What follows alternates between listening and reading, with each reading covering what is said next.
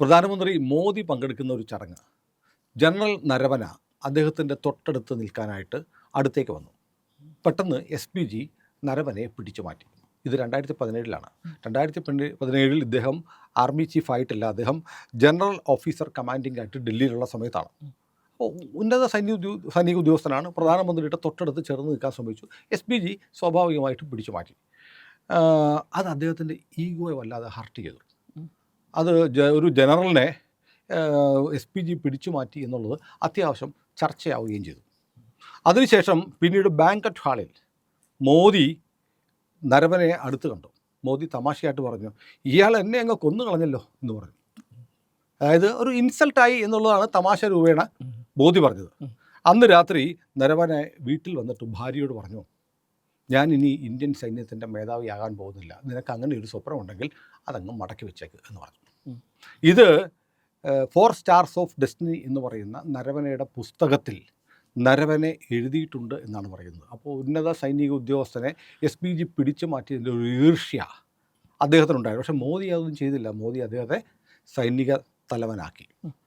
ഇപ്പോൾ അങ്ങനെ സൈനിക തലവനാക്കിയ മോദിയുടെ തീരുമാനം പരക്കെ പ്രശംസിക്കപ്പെട്ടുവെങ്കിലും പൊതുവിൽ പറയപ്പെടുന്നത് ഇൻ്റലിജൻസ് റിപ്പോർട്ടുകൾ നരവനയ്ക്ക് അനുകൂലമായിരുന്നില്ല എന്ന് പറയുന്നുണ്ട്. ഈ പുസ്തകം ഇപ്പോൾ വിവാദമാണ്. പുസ്തകം ഇറങ്ങിയെന്ന് പറയുന്നു, ഇറങ്ങിയിട്ടില്ല എന്ന് പറയുന്നു. രാഹുൽ ഗാന്ധിയുടെ കയ്യിൽ ബ്ലാങ്ക് പേജുകളാണെന്ന് പറയുന്നു. പക്ഷേ PDF പലർക്കും കിട്ടിയിട്ടുണ്ട്. PDF കിട്ടിയിട്ടുണ്ട്. പുസ്തകത്തിന് 650 ഗ്രാമുണ്ട്, 448 പേജുകളുണ്ട് എന്നൊക്കെ പറഞ്ഞാണ് പെൻഗിൻ ആമസോണിൽ പരസ്യം ചെയ്തിരിക്കുന്നത്. ഇറങ്ങാത്ത പുസ്തകത്തിൻ്റെ തൂക്കം അങ്ങനെ അറിയും. അപ്പോൾ ഇതിനകത്ത് യഥാർത്ഥത്തിൽ എന്താ സംഭവിച്ചിരിക്കുന്നത്? സുനിൽ, ഈ നരവനെ വിവാദപുരുഷനല്ല, യഥാർത്ഥത്തിൽ ഒരു തലവേദനയായിട്ട് മാറിയിരിക്കുകയാണ് ഇന്ത്യൻ ഭരണകൂടത്തിന്. മാധ്യമങ്ങൾ മൊത്തം അയാളെ സപ്പോർട്ട് ചെയ്യുന്നു. പിന്നെ പറഞ്ഞ പഴയ കുറേ IASകാരും പിന്നെ എന്താ പറയണേ മോദി വിരുദ്ധർ എല്ലാവരും കൂടി ചേർന്ന് അയാളെ സപ്പോർട്ട് ചെയ്യുന്നു.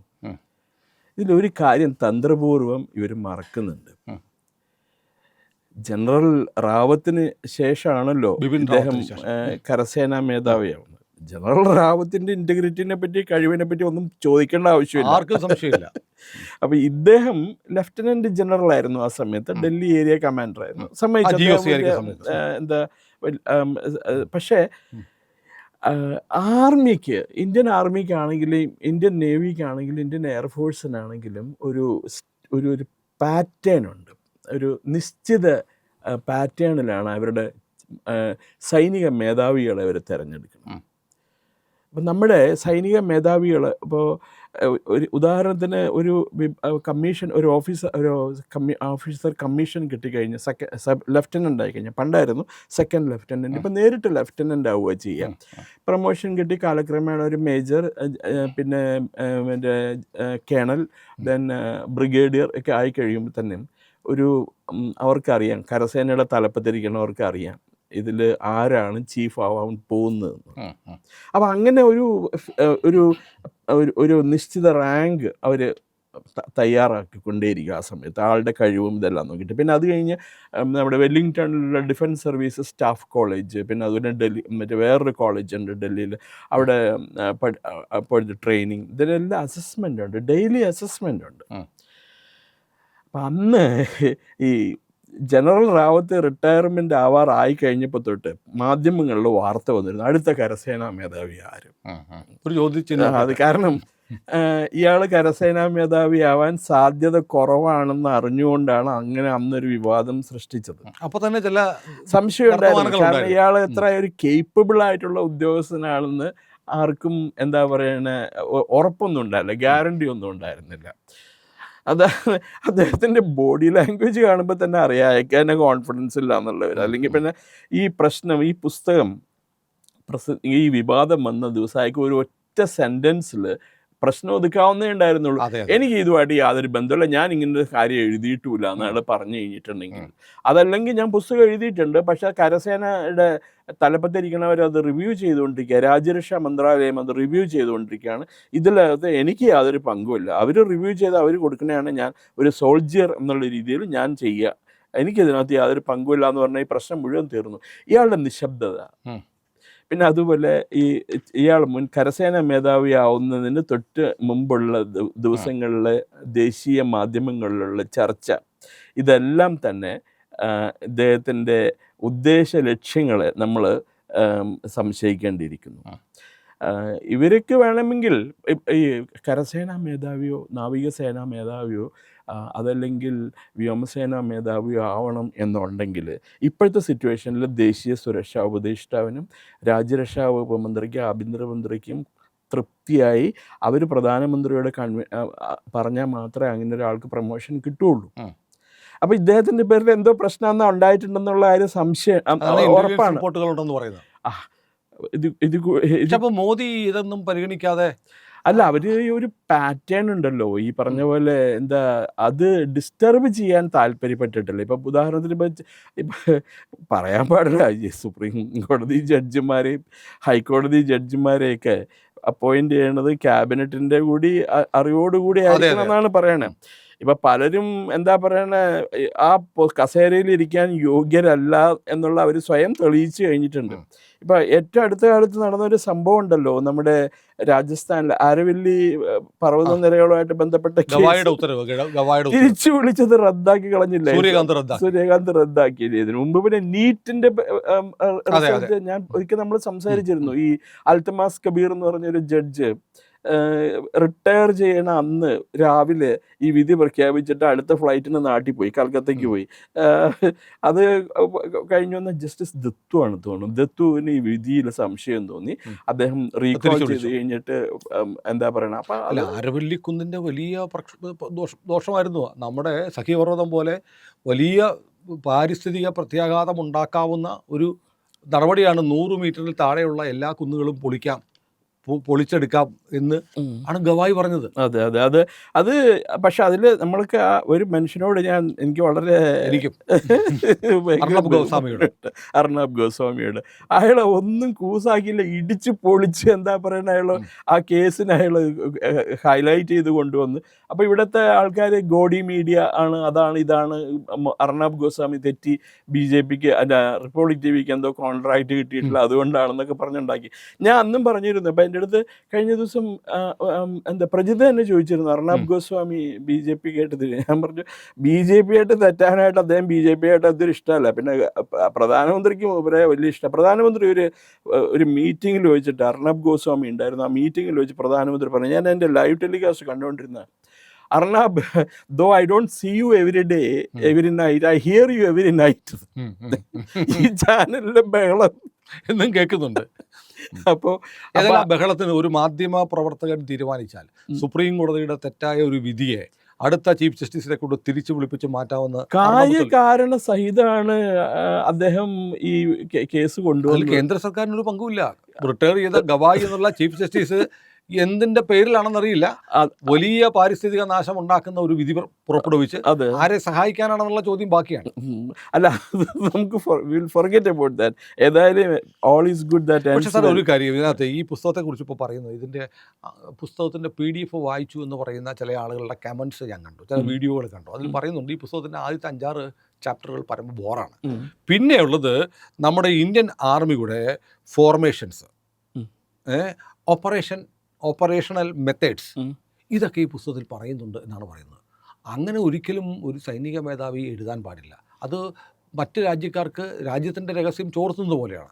അതിലൊക്കെ ഉപരി ഇദ്ദേഹത്തിൻ്റെ മാനുസ്ക്രിപ്റ്റ് അല്ലെങ്കിൽ DTP എടുത്ത വെർഷൻ, ഇത് ഇദ്ദേഹത്തിൻ്റെ കയ്യിൽ മാത്രമേ ഉള്ളൂ.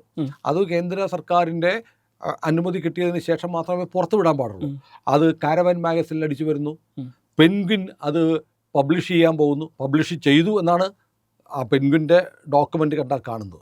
പബ്ലിഷ് ചെയ്തു, അതുകൊണ്ടാണല്ലോ 650 ഗ്രാമുണ്ട്, 448 പേജ് ഉണ്ടെന്ന് വരെ പറയുന്നത്. അപ്പോൾ സത്യത്തിൽ കേന്ദ്ര സർക്കാർ ക്ലിയർ ചെയ്യുന്നതിന് മുമ്പ് ഒഫീഷ്യൽ സീക്രട്സ് ആക്ടിൻ്റെ സെക്ഷൻ 5 ലംഘിച്ചുകൊണ്ട് നരവനയുടെ കയ്യിൽ നിന്ന് പോയതാവാൻ സാധ്യതയില്ലേ? പെൻഗ്വിൻ കൊടുത്തതാവാനും മതി, പെൻഗ്വിനും നരവനെയും കൂടി നടത്തിയ ഒരു കോൺസ്പിറസിയുടെ ഭാഗമാവാനും മതി. നരവനെയും ഒരു ഇന്ത്യ വിരുദ്ധ പബ്ലിഷിംഗ് കമ്പനിയാണെന്നുള്ളവർ എല്ലാവർക്കും അറിയാം.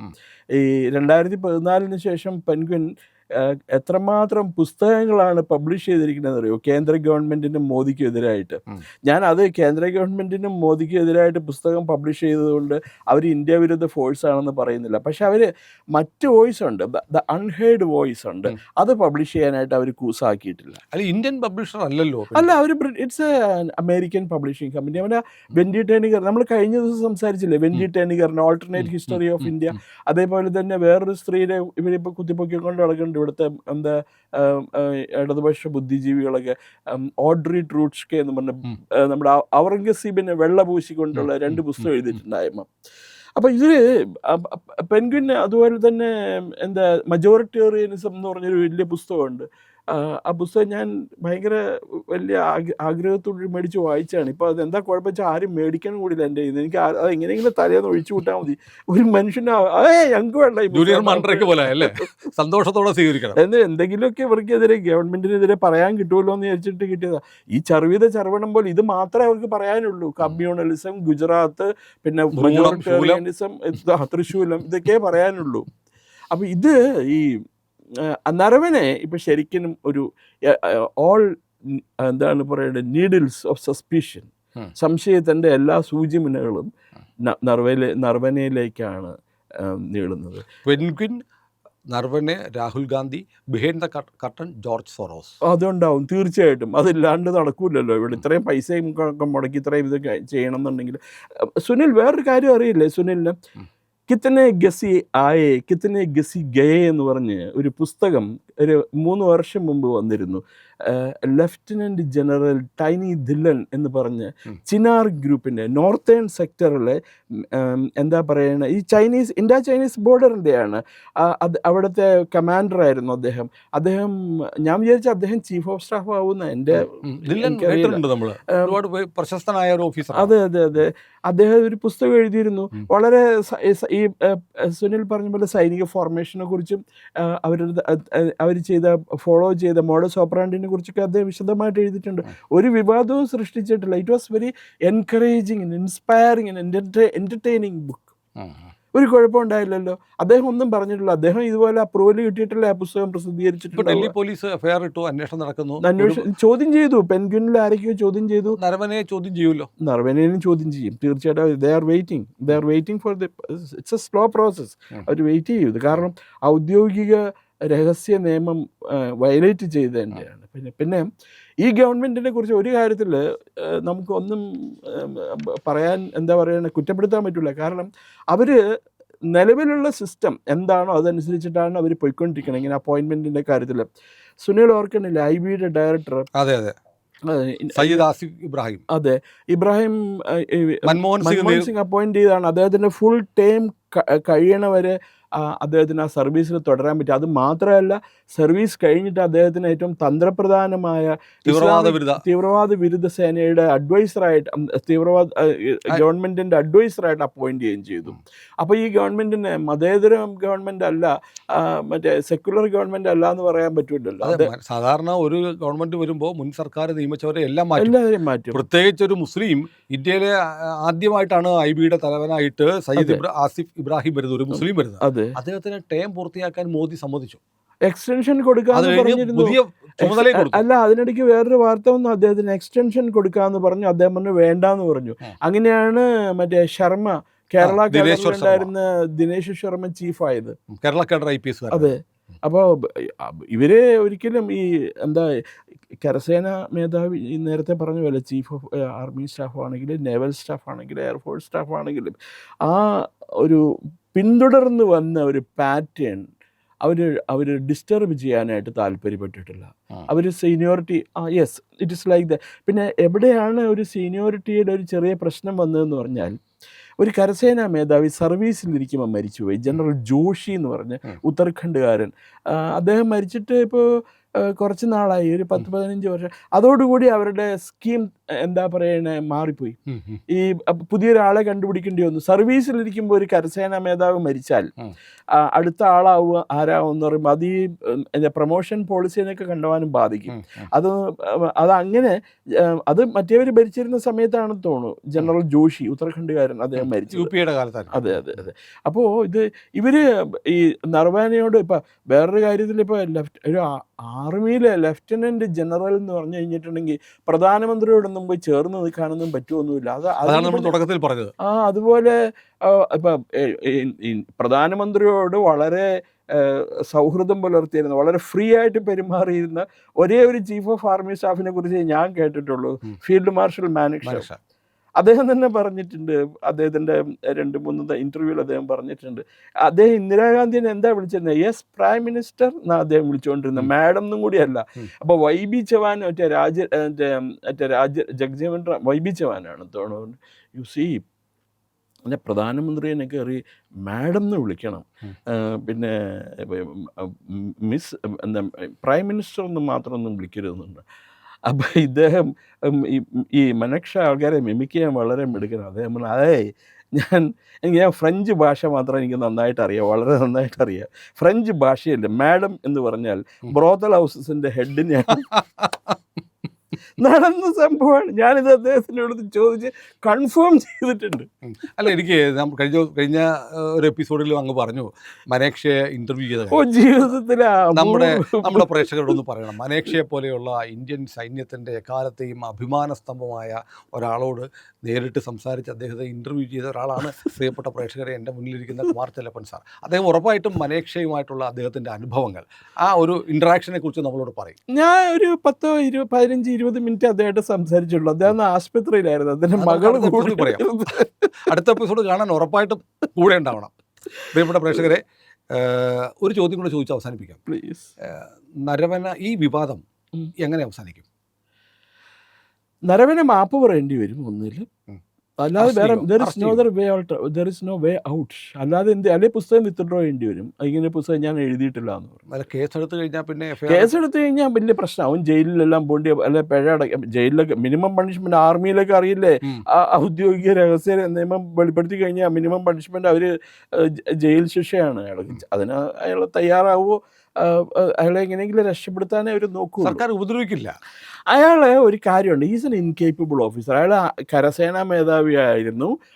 ഞാൻ അയാൾ ഇൻകേപ്പബിൾ എന്ന് പറയാനായിട്ട് എന്നുള്ള ഒരു ചോദ്യം വരും. ഞാൻ സാധാരണക്കാരനായ ഒരു മനുഷ്യനാണ്. നമ്മൾ ഈ പത്രക്കാരുടെ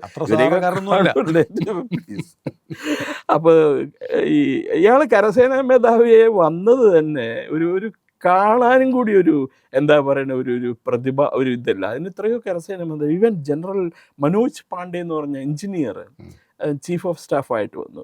അയാൾ തന്നെ എത്ര നന്നായിട്ടാണ് പെരുമാറണമെന്നറിയാമോ. ഇപ്പോൾ ഉദാഹരണത്തിന് കുറച്ച് നാൾ കഴിയുമ്പോൾ വരാൻ പോകുന്ന ഒരു ബ്രിഗേഡിയർ ഉണ്ടായിരുന്നു നമ്മുടെ നീലഗിരിയിൽ, മദ്രാസ് റെജിമെൻ്റൽ സെൻറ്ററിൻ്റെ ഹെഡൊക്കെ. അയാളൊക്കെ ചിലപ്പോൾ ചീഫ് ഓഫ് സ്റ്റാഫായിട്ട് വരാൻ വഴിയുണ്ട്. 6 അടി പൊക്കവും അതിനകത്തുള്ള നല്ല ബുദ്ധിശക്തിയും നല്ല എന്താ പറയണേ ഇൻ്റലിജൻസും എന്താ പറയണ ഡിസിഷൻ എടുക്കാനുള്ള തീരുമാനം. അതെങ്കിലും ശത്രുക്കൾ വന്നു കഴിഞ്ഞാൽ മൂപ്പരായാലും പ്രധാനമന്ത്രിനെ ആഭ്യന്തരമന്ത്രിനെ വിളിച്ച് ചോദിക്കില്ല, ഞാൻ എന്താ ചെയ്യേണ്ടത്, ശത്രുക്കൾ വന്ന് നിൽക്കണം, വെടിവെക്കാൻ ഞാൻ എന്ത് ചെയ്യണം, അല്ലേ? ഏതായാലും പ്രിയപ്പെട്ട പ്രേക്ഷകരെ, കുമാർ ചെല്ലപ്പൻ സാറ് ഈ മനോജ് മുകുന്ദ നരവനെ കുറിച്ച് നമ്മളോട് അത്യാവശ്യം വിശദമായി പറഞ്ഞു. ഏതായാലും കേന്ദ്ര സർക്കാരിൻ്റെ കയ്യിലാണ് ഇപ്പോൾ പന്ത്, അല്ലേ? അതെ, തീർച്ചയായിട്ടും. കേന്ദ്ര സർക്കാരിൻ്റെ കയ്യിലാണ് നരവന ഈ വിവാദത്തിൻ്റെ പന്ത്. നിങ്ങളുടെ കയ്യിലാണ് ഇന്ത്യ ലൈവിൻ്റെ സബ്സ്ക്രിപ്ഷൻ ബട്ടൺ ഇരിക്കുന്നത്. അത് അമർത്തുക. കുമാർ ചെല്ലപ്പൻ സാർ നമ്മുടെ കൂടെയുണ്ട്. നമ്മുടെ നാട്ടിൽ ആരും പറയാത്ത ഒരുപാട് കാര്യങ്ങളുമായി അദ്ദേഹം തുടർന്നും നമ്മളോടൊപ്പം ഉണ്ടാവും. ചാനൽ സബ്സ്ക്രൈബ് ചെയ്യാൻ മറക്കാതിരിക്കുക.